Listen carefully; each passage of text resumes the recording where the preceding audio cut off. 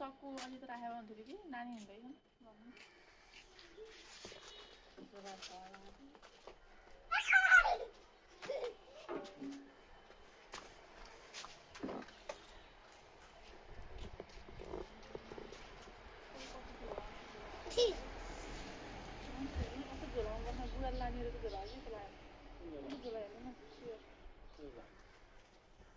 उता गरे हेर त टेकी के हैन खुट्टा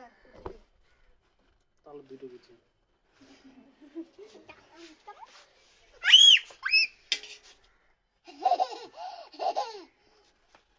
गुटेलो सुअर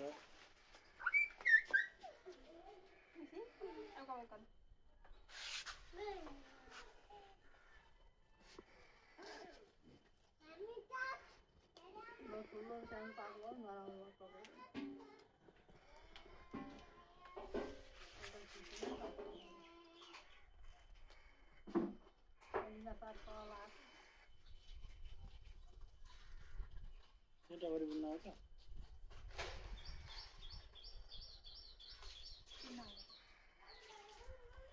मोटा मोटा है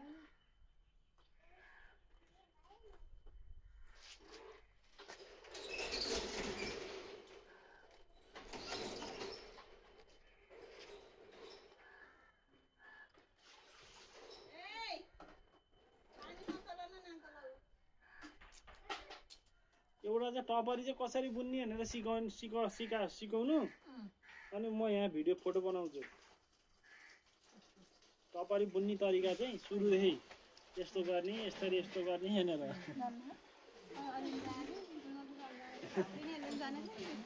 ल भन्नु अहिले म बनाउँछु